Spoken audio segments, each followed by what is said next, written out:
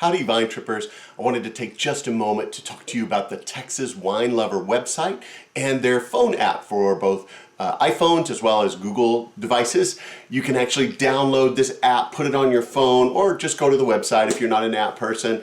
And if you ever want to go visit some of these great locations that we've been talking about in the podcast, this will give you a great information about the place before you go. And you'll be able to find other wineries in the area. So if you want to make a day of it, go see several other places as well. You can search by region. You can sort the listings, find ones that are kid-friendly, family-friendly, even ones that host RVs. All kinds of different sortable listings you can find there in that app and on the website. You can find other things as well in the area like restaurants, accommodations, maybe events that are going on at the different wineries. So it's your one-stop resource that goes hand in hand with this podcast to be able to find those great places to go visit. So check out the Texas Wine Lover website. It's txwinelover.com. Or go to their app. You can find it on the Google Play Store or the Apple Store as well. Enjoy your trips among the vines and use that app.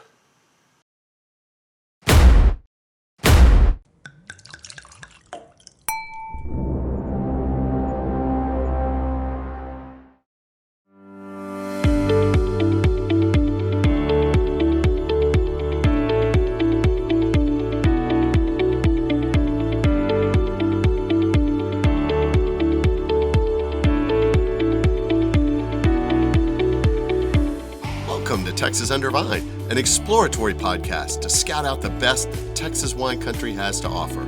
I'm your wine guide, Scott, and I'm here to lead you on an auditory expedition to the vineyards and wineries across the great Lone Star State.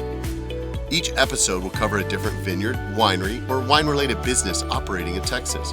You'll hear interviews, descriptions, and details about each location that will excite you to visit and experience them for yourself. Ready to plan a wine tour? Use these episodes to choose the most interesting spots for you and your friends to check out. Most of all, enjoy hearing about the rapidly growing wine industry in the state and what makes our wines and wineries the best.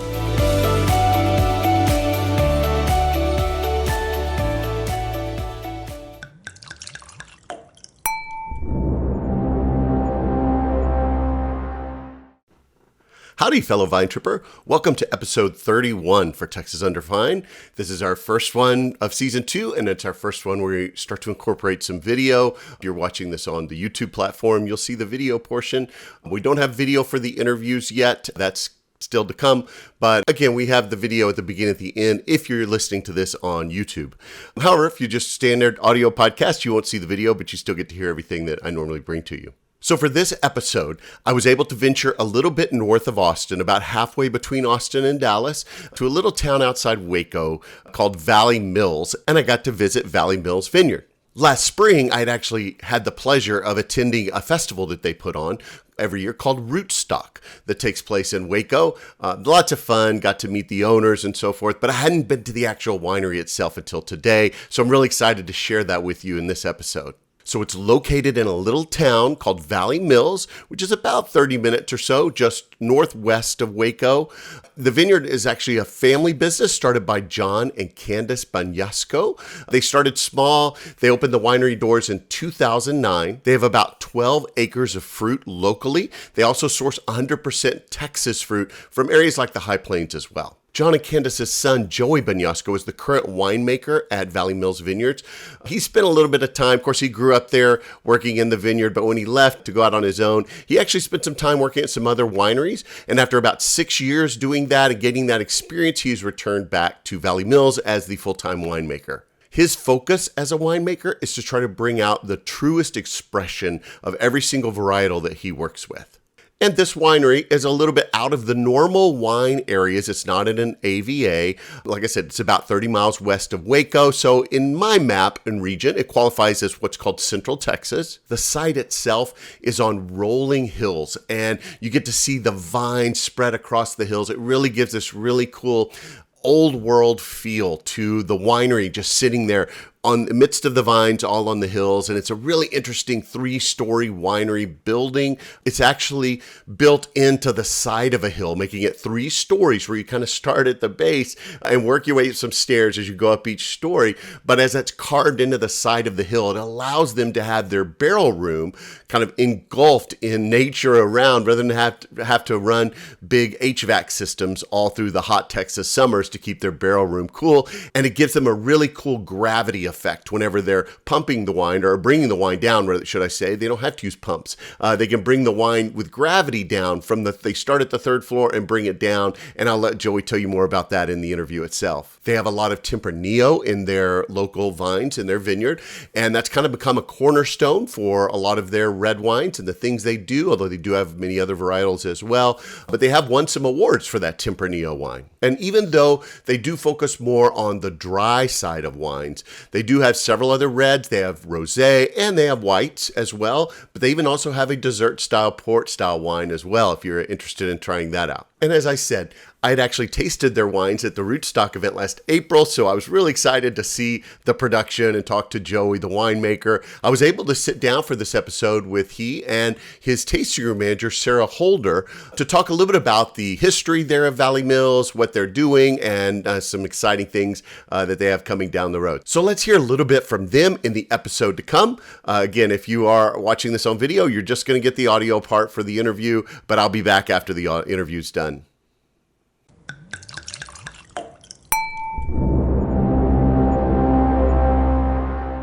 Okay, well, I'm here with Joey Banyasco at Valley Mills Vineyards, and we're also joined by Sarah Holder, who is the tasting room manager here at Valley Mills. So tell me a little bit about yourself. What got you into the wine industry? Thank you, Scott. I've been in the wine industry since I helped my father plant the estate vineyard that has now turned into Valley Mills Vineyards way back in 2007. So this is now our 16th year, and I really entered the industry through the family business, kind of budding business as it was back then. And it was just it was really a farming job at first. And I didn't really even have a taste for wine at the age of 16 when this project started. I probably developed that at some point during college. And during college, I'd come back every summer and help my father out on the little farm. And his passion for growing things, and it's an Italian family, so there was always a love for wine, and paired with my father's passion for growing things, that turned into a little 1-acre vineyard that became 3, and then 5 acres as it is now, our little estate vineyard on some really pretty land out here in Valley Mills, Texas. And they turned that into a little winery that opened its doors in 2009.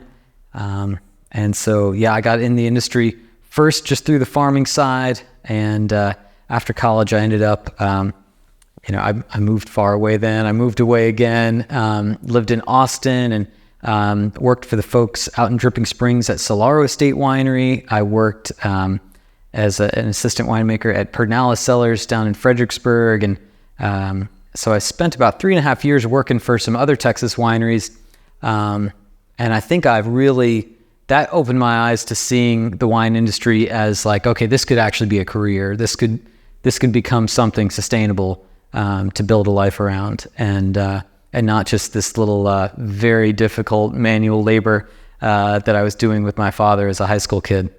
Cool. Yeah. It really built into that career. Yeah, and then about 6 years ago now, I rejoined the family business to help grow and run the place here. And it's been super fun getting to build a business and build a brand with my folks and I. It's John and Candace Banyasco and myself, Joey, and And you're responsible. Your official title is winemaker, so you're responsible for all these great barrels around us and all these flavors that we can taste here. Yes, and that's the fun part is winemaking along with the vineyard. I love helping out in the vineyard. And there's tons of other stuff that's important to us and that keeps the wheels turning and keeps the business operating. But some of my best days are just when I get to focus on winemaking and spend time in the barrel cellar, spend time with the tanks, with fermentations. Yeah, that's the fun part. I sometimes think of winemakers as being little kind of mad scientists. They like trying to this, let's see what happens if I put this in here. What would this do? How can we make this go a little different? Experimenting and playing with some of the varietals and things to get them to taste right the way you want. There's a little bit of that. I try to be quite humble about the practice, and it is such an ancient traditional practice that I don't really think of my job as even like deciding what a wine should be. It's more of like trying to reveal the ultimate expression of those grapes. And so hopefully nature, as selected by 9,000 plus years of humans already, should dictate the majority of like what that wine is going to become. And we try to bring our decisions into alignment with sort of like the best possible iteration of what nature can give us, given the genetic potential we have in the vine, the climate, microclimate, soil, the weather that year. It's sort of like a lot of what I do in winemaking is just about optimizing. It's like I'm running a little optimizing function on something. But in a way, it's not there's very few things that are really that innovative. It's a lot of really fastidious quality control, and then a few choice decisions, which barrel to use, which yeast to use, that can be important, and they can shift the trajectory of a wine, hopefully into closer alignment with the best expression of what the grapes can give you. Sarah, tell me a little about yourself. What got you into the wine industry? Yeah, I had always loved drinking wine. And honestly, I have a lot of mostly retail management experience. And I had kind of just gotten tired and bored of it eventually. I don't want to say that it was easy, but it was a little too easy for me. I wanted to challenge myself still within management and do something different, a little more, up my alley, something I was really passionate about. And I saw the application online, and actually remember I had never been here before I interviewed. And I remember opening the doors and looking at the staircase and just being like, where am I? Like, where did this place come from? Because you really can't tell what the winery looks like from the road, literally at all. You really have to be here. But yeah, I interviewed, and thankfully Joey hired me. And I love wine. I love tasting all types of wine. As I mentioned earlier, I have a wine podcast as well. So that kind of keeps me on my toes and keeps me refreshed all the time for new wine varietals. With here, we have just our wine list with a certain amount that we kind of rotate through, and then maybe we're on to the next vintage, like Osenso Rosé. But with the podcast, I get to try different wines all the time and really dive in and taste them and do different food pairings. Since I've been here as well, the company is really great about continuing education. So since I've been here with the company, I was able to do my WSET level 2 to be a sommelier. And then this past year, I got certified to be a Texas wine specialist as well, which is pretty cool since I'm in the Texas wine industry. But yeah, and I love it. I don't plan on stopping anytime soon.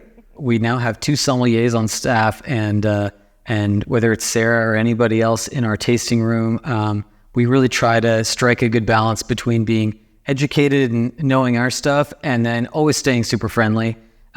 So that wherever someone's at on their wine journey, we're like easy and approachable and relatable, and they can hopefully have the experience they're looking for. So there's no like pop quiz here and or like being snobbish about wine. Definitely. But we just we want to know hopefully what we're talking about, so that we can just lead people to a great experience. Well, for those of the listeners that don't know, where is Valley Mills located? We're just west of Waco. We're about maybe 20 to 30 minutes drive, depending on where you are, from Waco, Texas. And so, we're a little bit north of the Hill Country. We're not officially in the Hill Country AVA, a little bit north of it. And everyone calls this area Central Texas, and kind of smack dab between Austin and Dallas here. But it's a great place to grow grapes, having done so in Dripping Springs, out in Fredericksburg, and contracted and dealt with tons of High Plains vineyards. We love growing grapes here. We've got awesome soils with a lot of potential, and it's quite similar, all told, to the kind of the Fredericksburg region in that sense. But unlike that region, where I don't know how many, there's maybe 100 wineries down there now or something. There's just a few up in our area, and so it's a little bit like we're on an island up here. I don't think we will be forever, but that's how it is these days.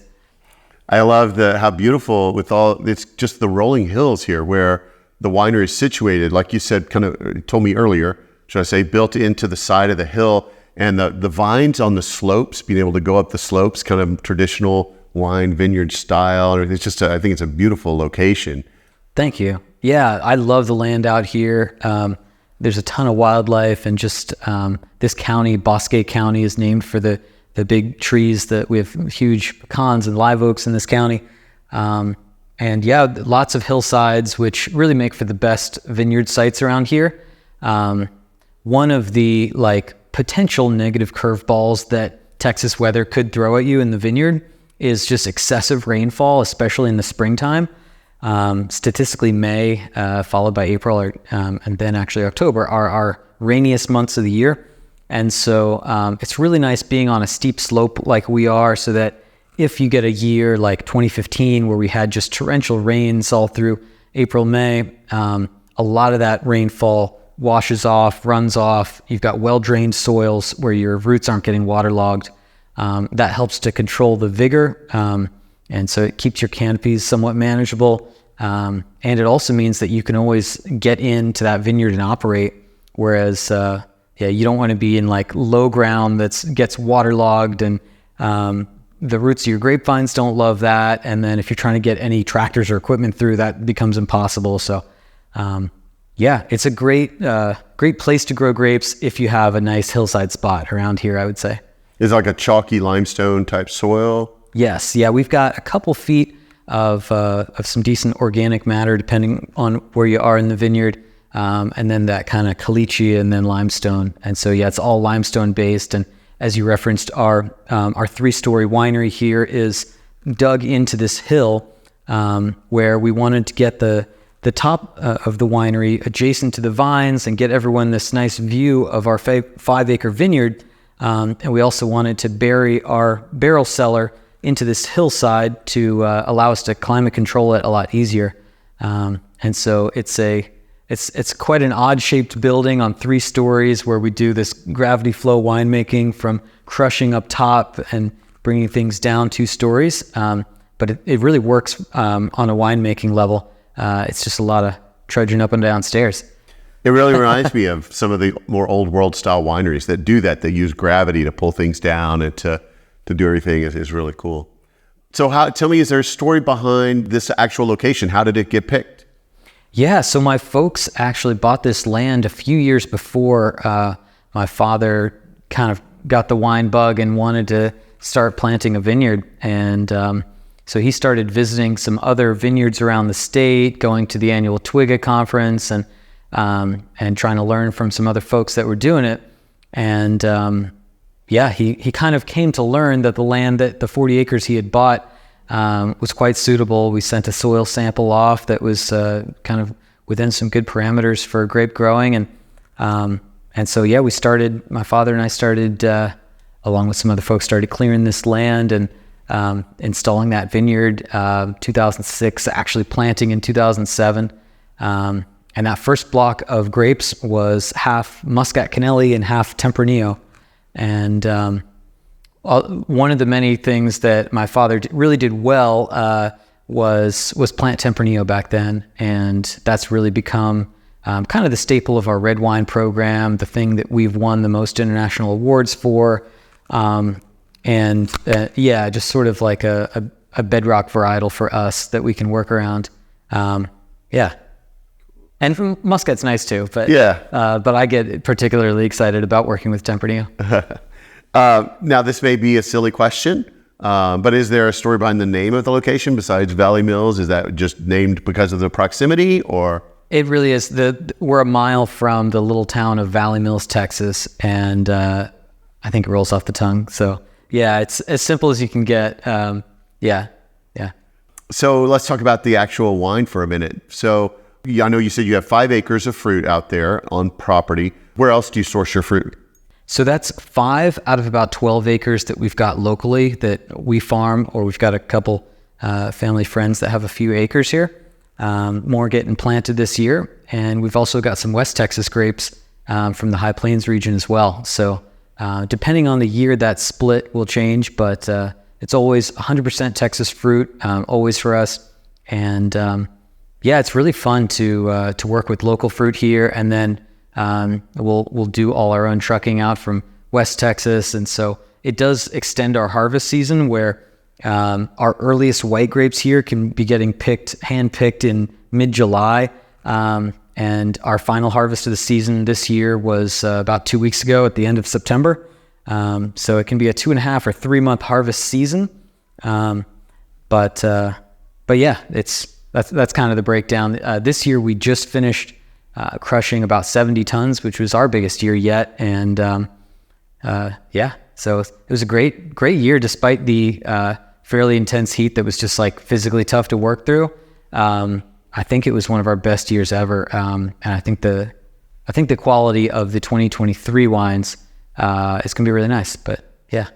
Well, we've already talked a little bit about this, but tell me a little bit about your production facilities here. So we've got the 3-story winery, and you were showing me a little bit earlier how you have the crush pad upstairs, but tell people a little bit about kind of how that whole process works.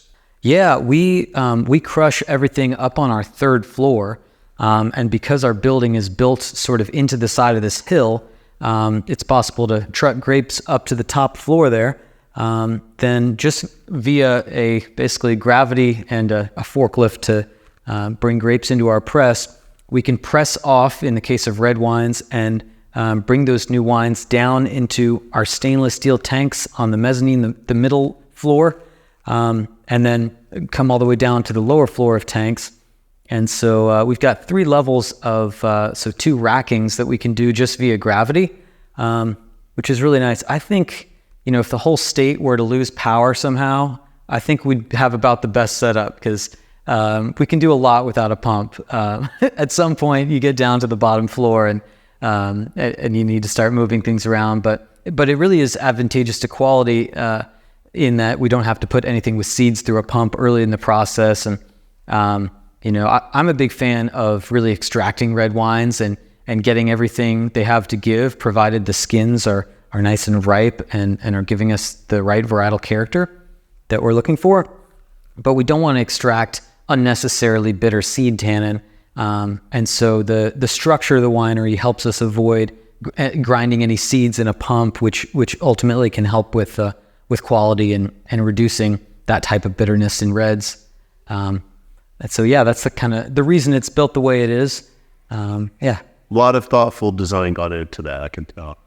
And then you've got this great wine cellar kind of built into the underground underneath the winery itself into the hill. So it keeps nice constant temperatures down there and keeps things cool. Yeah, that's one of my favorite parts of the place. I really believe in barrel aging for all of our reds. They'll spend generally 1 to 2 years barrel aging in our cellar. And it's one of the things I love about the industry are that there's no shortcut to planting a vine and having the patience to nurture it and wait 3 years for it to start producing fruit. And I don't think there's great shortcuts for true barrel aging. We use a lot of neutral barrels if we want, especially with Rhone varieties. Like we do a lot of Garnacha, Mourvedre, to keep those reds kind of fruitier and leave them be more so. On something like Tempranillo or Cabernet, we'll use a little bit more New Oak. Cool. Actually, Sarah is our tasting room manager, and I was just mentioning as I came in that she's our best and longest serving employee, and really would be able to speak to like the guest experience and the all the particulars there. Okay, so what are some of your favorite wines that y'all make here at the winery? Sarah, what are those trick questions? What are the best wines that we've made, Sarah? Our current vintage of Mourvedre is my favorite wine that we make. Oh yeah, actually. Your estate? It's not estate. Okay. It's from the High Plains, Gotcha. but it's such a great wine. Yeah, smooth, silky, nice balanced tannins. Yeah, it's great. We also just released a new rosé, which I'm kind of stuck on, like literally a week ago today. Okay, what's the rosé of? Cinsault rosé. Cinsault. I agree that Mourvedre, while Tempranillo is probably our most popular and our most awarded wine, our Mourvedre for me is what I like best with dinner. And I'm also really high on several vintages of our Petnat, including the upcoming one. Love sparkling wine, and for those willing to brave yeast in the bottle, it's awesome. And it's just really light and refreshing and low alcohol, and something that really pairs well with like the more than half the year in Texas, where I sometimes don't want a big bold red when it's over 100 out. And we're leaning more into sparkling wine as time goes on. Now we are. And that means I get to plan a New Year's Eve release event. Who doesn't love oysters and bubbles for New Year's Eve? I expect to see a whole pyramid of the glasses in full, Great Gatsby style, and the cheers, and I see the wine going down and sparkling. I should interject on the podcast and just say that if Sarah seems like a pro podcaster, she has her own show called Psalm of Our Thoughts. Really? Yeah. She's also a WSET sommelier. Cool. Howdy, Vine Trippers. Did you know that I now have a merchandise store for Texas Under Vine? I only have a handful of limited items, but you can go check those out and wear your Texas Under Vine swag if you'd like to tell all your friends about the great wine locations we have here in Texas, and maybe get them interested in the podcast as well. So there are things like t-shirts, there's a hoodie, there's a beanie, a ball cap, things like that. But one of the most exciting things I have right now is my limited time offer t-shirt. That's my Season 1 t-shirt. So this is your Tasting Through Texas Under Vine Season 1 t-shirt. It's only going to be available for a little short amount of time. On the back, it has all the different locations, like a band tour t-shirt. So this is a limited time item, and you can go out and get it now. And one of the great things about that t-shirt is a portion of every sale goes to support the Texas Hill Country Winery Scholarship Fund. So you know that by buying that t-shirt, you're also investing in the growing and flourishing of an amazing wine industry here in Texas, and all of those people that are going to come and make it even better. Check out that merchandise store. It's on my website at texasundervine.com. Just go up to the top. You'll see the link for the merchandise store. So the follow-up question to that one, after what are your favorite wines, are what are some of the most popular wines with your customers? What are the ones that you have a hard time with constantly going out of stock, constantly? You mentioned the Tempranillo wins a lot of awards. But what else? Yeah, sales-wise, it's Tempranillo, Garnacha, and then Rosé. So definitely more red-heavy. Most of what we do is dry reds. But that Cinsault Rosé, very citrusy, dry Rosé, has been popular too. Folks, if they're coming out, should expect mostly dry wines here. We're pretty old school, traditional, a lot of dry reds, a few other options. Since I'm mostly behind the bar, we still have the sweet drinkers that come in every now and then. Yeah. Pretty often. Our estate Muscat Canelli is the only sweet wine that we make, and that's always a really good seller for us as well. Yeah. When I came in, before we came down to the cellar, I saw we had a jazz band setting up there and all that. What types of events or things do you do here at the winery? Yeah, so we do all kinds of private events. We do weddings, rehearsal dinners, Christmas parties. Those are mostly after hours, but yeah, during business hours, we typically do jazz once a month or so, and we do some different events throughout the year for like our wine club members. Sometimes they're in the barrel cellar. Sometimes we make it really nice upstairs or outside for them to host something special. Last week with Joey, we had an end of harvest celebration and a big winemakers tour, which was really, really cool. And we'll try to do that more often as well. That was great. Yeah. I think my favorite event we do all year is probably our harvest party. Those are always just really fun. And anything where we can get our guests involved in the process, because we are, using 100% Texas grapes, making it all right here in-house. When people actually see that, or even better yet, participate in it, it's like, it sort of like shows us in a better light than we can even describing ourselves. If we can like kind of, not tell people like, oh, we're authentic, we're local, but just like show them. It's like, yeah, come help us pick grapes, and you'll see the process and get to be a part of it. And so that's always super fun in August. And then we've got our annual festival, which is a big production, but it's great after the fact. Yeah. Yeah, so you talking about rootstock? Yes. I want to hear about that. So I had the pleasure of getting to go for the first time this last year and had a blast. Really? Yeah. So I was just telling Joey, I actually got seated for the dinner that evening next to his folks at the table. And so I had a great time meeting them and visiting with them. So it was a really cool experience. But tell me a little bit about rootstock. Yeah. So that was at our VIP dinner on the Washington Street Bridge. Kind of a unique setting for a dinner in Waco.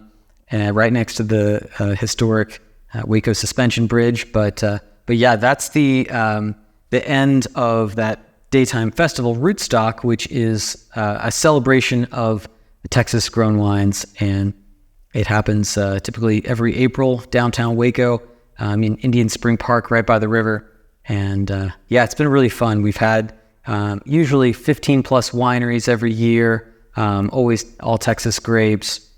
And I'd say because we're in the industry and we know kind of who's doing what and who's making awesome wine, and we've really tried to strive to make that a showcase of some of the best wineries and tried to get them to bring some of their best wine so that the customer experience is you're actually going to get some of the best stuff in Texas all in one place. And yeah, that's been really fun, challenging. In the best years, we've had over 1,000 people come out. And like Joey said, it really is for wine enthusiasts. You won't find wine slushies or like sangria or anything kind of pretending to be wine. It's actually like really authentic, mostly dry wines too. Yeah, so it's a good time. And if you go, I can just speak for this as being a person that's been to it. You have to spring for that VIP dinner because having that chef prepared meal, all the courses, and they were paired with the different Valley Mills wines. It was just such a great experience, and to see I'm always fascinated by wine pairing anyway. Just seeing what a wine and a food and how they can interact and what it can do to both things is fascinating to me. So seeing that and having someone who's put a lot of thought into that was really a lot of fun. So cool cap to the whole night out there on the bridge in the beautiful weather. I got to scale the facade of that bridge to hang up the string lights that night. Wow, you were like James Bond climbing up on the side of the bridge. But Sarah really put that evening together in the menu, and that was my baby for Rootstock. That was my whole hats off. It was a lot of fun. It was very, very good. Right when the wind died down, I was like, okay, it is perfect. It's good. It's good. Everything's great. I'm not one of those persons that takes pictures of my dinners, but I have on my phone a picture of every one of those plates that came out. I was like, oh, this is so cool. I was sitting with my wife. Oh, you're jealous. You should be here. Let's go on to then what it would look like for a tasting. So a listener maybe is hearing this. They think, okay, I want to go check that out. What does a tasting look like? So what if they walk in for a tasting, what type of wines can they expect? Is it a flight of wines or do they choose their wines? How much does it cost? Do they need reservations? That kind of stuff. Sure. So our tastings are $20 per person. Okay. And we always have a set tasting of 4 wines. They're typically all dry wines since we do specialize in dry. And it is one of those things where if someone comes in and they really, really want to do a tasting and they say, oh, but I only drink sweet wines, we will very politely say, I think you want to try the Muscat Canelli and a couple ports. Like, I don't know if the full tasting is for you, to guide them in the best direction to be a happy customer. But you can always walk in and do a tasting. It's highly recommended to make a reservation on the weekends, like Saturday and Sunday, for a tasting to guarantee your spot. But yeah, and then beyond that, you can get wine by the glass, wine by the bottle. If it is like a really crazy day and you had your heart set on it and you get here and we're like, wow, it's so busy. What's happening? We're more than happy to still, pour you a couple things to taste and kind of narrow down your options for the day as well. And about a year ago, we opened up a reserve tasting experience as well. So for folks who want more of a personal touch and if you want to spend an hour with someone like Sarah here, you can Who doesn't? Do the reserve tasting, few extra wines, your own, reserve table, just a more relaxing experience for folks who really want to get into more of our wines and hear more of the story. So that we've got a great reserve tasting, the standard tasting Sarah was mentioning, and a tour, and it's all reservable on our website, valleymillsvineyards.com. Definitely recommend that if people can. Mm-hmm. Cool. What are your operating hours? Noon to 6 daily. 12 to 6 p.m. every day. We're only closed like Easter, Thanksgiving, Christmas. So pretty much open every day of the year. Yeah. Okay. And then if somebody wants to bring their kids, their pets, things like that, what are your policies on some of those things? Yes, we're family friendly, pet friendly, any well-behaved pets, especially we've got some good outdoor seating out on our patio.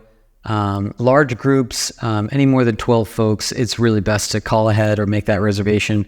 But otherwise, yeah, very open to everybody coming out. Another question I always like to ask too, if you are kid friendly and you have kids, is there anything for the kids, like food or drink wise or things like that? Or should people bring their own? People should bring their own, for sure. If they have like a juice box unopened, For their teenagers. a soda unopened, yeah, as long as it's unopened when they come in, it's generally fine. And Okay. we have a small food menu, but folks are always welcome to bring in their own food. Well, that leads perfectly to the next question. So food type of options that you provide. Yeah, we typically always have charcuterie boards, bread oil pesto, fruit and brie, and we have actually the Olive Branch in Waco is now making our artisan bread for some of those items. So it's really fresh and local and vegan, if anyone cares about that. I'm sure some people do. But yeah, and then we'll add in a few other seasonal items throughout the year and kind of rotate through. And yeah, folks can always bring in their own stuff as well. So what are your busier and slower seasons? So what's the best time for somebody to come visit? Well, the best time if they want a really relaxed experience is a weekday, not a weekend. That being said, I'd say spring and fall, whenever the weather is nicest, tends to be when we're the busiest. And it really can be any time during the year, but I'd say because we're a rural estate winery, our business definitely kind of flows with weather. And when people are out and about and it's nice on a Saturday, we'll be pretty busy. Yeah, I always tell folks if they call or email and ask that question, if you want to come and relax, do some homework, read a book, go on a date, come during the week. If you want to make friends and mingle or listen to a jazz band, come on the weekend. And it's funny how you get different people who have what they're looking for, you know? Definitely. Like I would be here on the weekend. Where are the people at? I Yeah. want to be around the people. My wife would be like, oh, let's go on a weekday when there's no one around, you know? Yeah, it really She's does got different depend. personalities. So. Right. And I got to say, coming in on a beautiful day, like it's 70, 80 degrees outside today and the breeze blowing through, I just felt so good in there. So, all right. So do you offer a wine club? We do. All right. Well, tell me what are the details on how do you become a member and what are the details on that? Yeah, we do. So our wine club, most folks sign up to get 12 bottles a year. We'll always have recommended bottles. We ship those out 3 times a year, but folks can swap out the bottles and customize those packs if they choose. And yeah, it's a super flexible club in that way, and we're really trying to get our very best wines in the packs. So we're strict about when we make a wine that's low quantity, high quality. Some of those go just to our members, and they all get a nice 15% discount. So yeah, we really try to make it like the best value you can get from us is to join the club. Are there different levels or is it just 4 bottles 3 times a year? Is that the only option or do you have different selection? We have one other selection where folks can get a full case of 12 bottles 3 times a year. Okay. With a few added perks there. A case club kind of thing. Exactly. Okay. So let's say somebody's listening to this. They think, oh man, that sounds so cool. I really want to go check it out. And I want to really taste those great wines that they've been talking about. But I just can't get to Waco but yet. It's going to be a while. Do you do any kind of distribution of any kind? No, you won't find us in distribution or at your local store. Luckily, we're really able to sell our wine to our members and to folks who visit. And so you don't have to visit. You can call us up and or go on our website and join the club. But yeah, we ship now to 36 different states and all over Texas. And yeah, we'd love to get folks wine, but we generally just sell directly and distribute only to a few local places. Well, so people, let's say they want to taste something, they can go to your website to order and see something there and order it there? Yes, got the full online shop, absolutely. You were telling me a little earlier about this new thing you're doing with the shipping company and all that. And you were talking about your wine club. Tell me a little bit about that growth there, foreign wine club or out-of-state wine clubs. Yeah, we've really seen a lot of growth in the last year. We expanded our shipping now. It was only about 10 to now 36 states. That's been a really good thing for us and worthwhile, especially being here near Waco. We've got some of the fixer-upper, the Magnolia tourists that will come out, and a lot of them are from all around the U.S. and international, and Don't ship internationally yet, but it's been great to have people be able to sign up from all around the country. I especially get like a little thrill every time we have someone join from California. It's like the highest compliment you can get. Someone comes from the West Coast where they've got tons of wineries in their backyard, and they go, you know what? I can't get a better value for my money than this quality, this wine. So yeah. And if anyone's listening from California, come join our club. It'll give me a little ego boost every time. The club has grown so much too, because when this facility opened, you had around 300 members. Yeah, it's at least tripled since we opened this place. We're at around 900 now, which is huge. It's great. You've talked about all the growth that you've had and the places that you've built here and everything. Do you have plans for future growth? Do you have goals or dreams for things that you'd like to see this winery become? Oh, yeah. We're keeping those close to the vest. But yes. You'll have to kill me after this is over. We have huge plans, giant plans. If any neighbors are listening and want to sell their land nearby. The only thing I can tell people is we're definitely going to make more sparkling wine. That's why. Yeah. You're leaning more into that? One. Yeah, I like that. I love that. Okay, so what, in your opinion, is the number one thing that sets your location apart from others that would really appeal to listeners to say, I've got to get there and check that place out? Yeah, I would say for folks looking to really explore some of the best wines in Texas, I'd say you mentioned there's lots of wineries in Texas. I think we're up there in terms of the kind of winemaking acumen, skill, attention to detail. Frankly, we're like willing to put in all the time it takes on the growing side. We're willing to pay top dollar for some of the fruit that we contract out of West Texas and really look for and keep the best blocks, some of the best blocks of grapes in the state. And so I think that all that commitment and all that work does make its way into the consistency and the quality of the ultimate product. And also just the place and the land out here. There's so much natural beauty that we get to benefit from.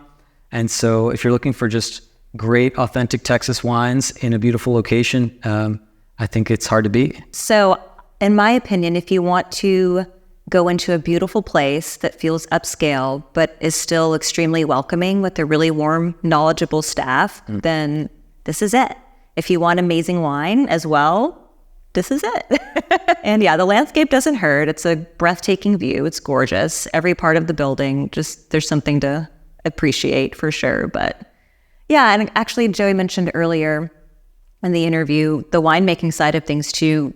There are no secrets here. We're pretty transparent with everything that we do. And that's really all across the board, like for events, for the winemaking, for how we run everything. We want people to come out and have that great experience and remember a story that we told, or take them on a tour and let them look at a barrel or smell the barrel, or taste something out of a barrel even sometimes. Yeah, it's still a small town, a small winery feel, even though when you walk in, you might be intimidated, honestly, because it's so beautiful. I would just say for folks visiting us for the very first time, if you're really serious about wine, I'd encourage folks to book that reserve tasting experience. And if you want a quicker, more casual tasting, the standard tasting is also great here.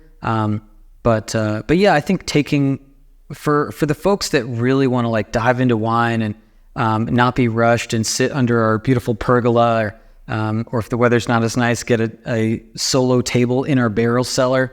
I think that's been one of the best things we've done in the last couple of years is launch that new experience. And so that even if we're crowded on a busy Saturday, people can book that and know they're going to have a place and time to themselves and be able to enjoy the wines in sort of the right setting.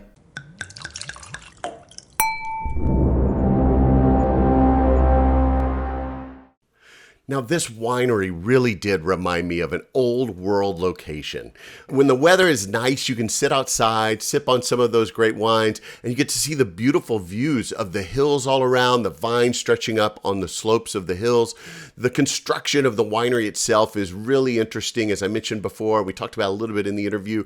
When you first walk up, like Sarah said in the interview, when you first pull up to the winery, you can't even really see all of that. You just see the big face of the winery kind of going up the hill. and you're confronted with these really big doors and a staircase. And as you walk up that staircase, going up those 3 flights, you can look to the left and you're going to see things like the barrel room. They got big windows in to see the barrel room, their production facility, and all that as you're making your way up these flights of stairs until you come up out on the 3rd floor where their tasting room is, and it's open. You can see not only the tables there, but open out to the hills there, the vines out in front of you. They usually have a band sometimes out there. It's a really cool and neat location to sip on those tasty wines. And if you are in the area, it's just a quick little trip off the I-35 corridor that kind of runs north-south. If you're headed up to Dallas or you're more north and you're headed down to Austin or San Antonio or something, you got to stop through when you go to Waco. Just a quick little side detour off to be able to check out this incredible location.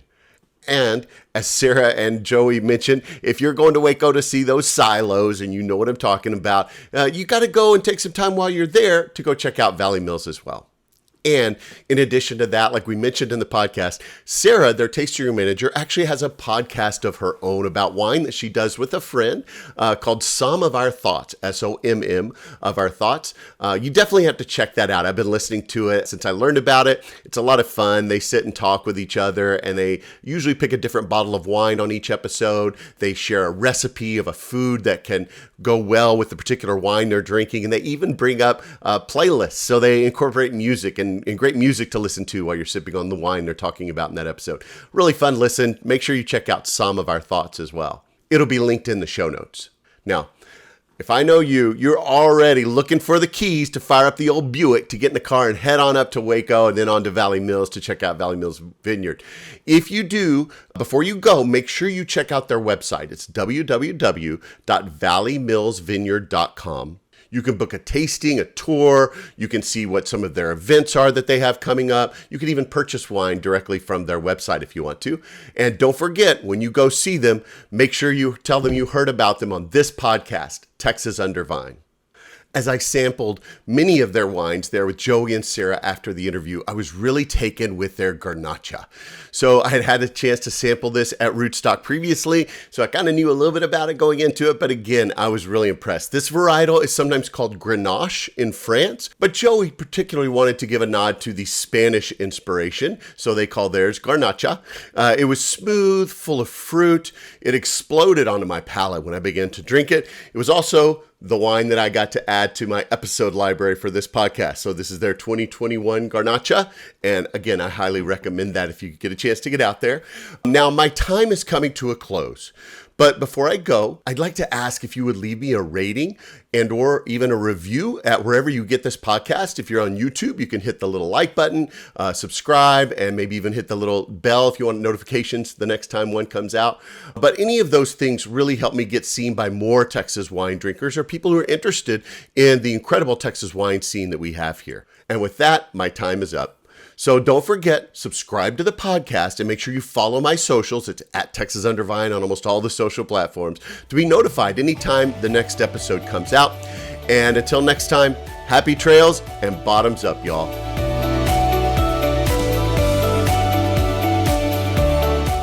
Thanks for listening to Texas Under Vine. We strive to provide you with the best information about wine businesses all over Texas. Be sure to check out our website at texasundervine.com and follow us on our socials at Texas Under Vine to stay up on all the upcoming episodes. Please email us with any suggestions or feedback. Also, contact us if you're interested in donating, sponsoring, or advertising on the podcast, just to help us cover our expenses and bring even more great info to you in future episodes. Above all, travel safely, and most especially, drink responsibly.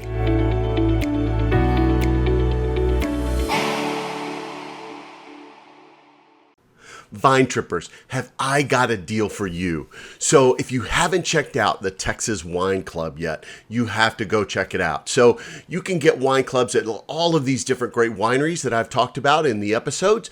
But if you can't get a chance to get to those places and you want to sample some of those various wines, this is the perfect fit for this podcast. So I've partnered with Texas Wine Club.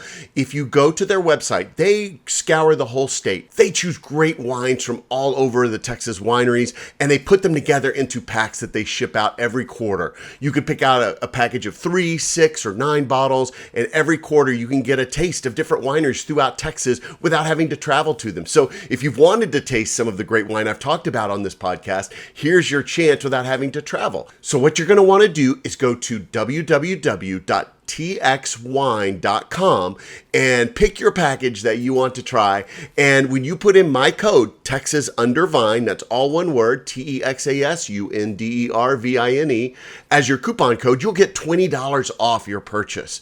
So head on over there. You can also find the link in the show notes here for this podcast, and go check out Texas Wine. They're a perfect fit with this podcast. So go drink some great wine.